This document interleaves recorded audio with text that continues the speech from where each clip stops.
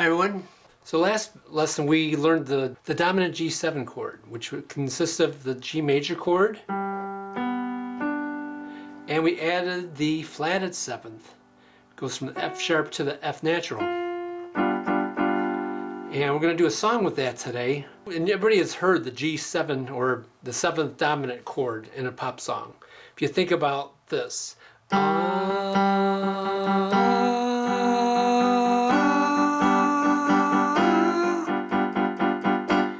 Shake it up, baby, now. Where they do those harmonies, they all grab a note and hold on to it.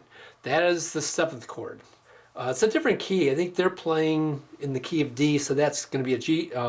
They're playing the key of D, so that's an A7 chord. We're going to play in the key of C, so that's why we're going to use that G7 dominant chord. So last time we learned how to play it. The key of C, root position. There's our C chord. Here's our F. That's an inversion, and then when we play the G7 like this. If we played Shake It Up Baby Now,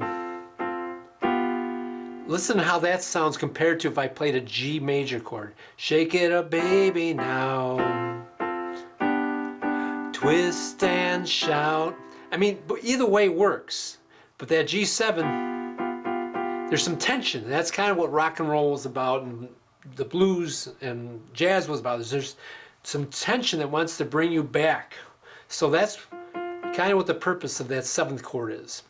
So for the song Twist and Shout, which was first made popular, I think, by the Isley Brothers and the Beatles, just as a simple 4-chord song. It's going to be a C, F, G7, or in Roman numerals, the Nashville number system, it'll be a 1, 4, 5, 7 chord progression. And it's going to play that over and over again like that. It's going to be, so it's like a half a measure C, half measure F, measure of G7. We're going to play all quarter notes on the right hand. Left hand bass notes is going to play half notes. So it's just going to go 1, 2, 3, 4, C, F, G7, 1, 2, 3, 4, C, 2, F, G7, 2, and that's all there is to it. So practice that over and over again till you have that down pat. And then to play that harmony, I just kind of play each note like, I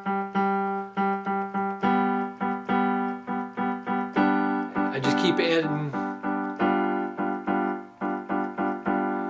shake it up baby now. Okay, so that's how we're going to do the song. So let's do that together. We'll start the G7th harmony part. 1, 2, 3, 4.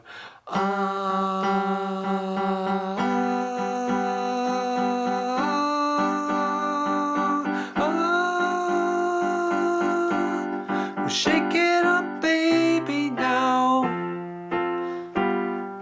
Twist and shout. Come on, baby, now. Come on, work it on out. You know you look so good. You know you look so fine. Come on, twist a little closer now, and let me know that you're mine. And the bridge, and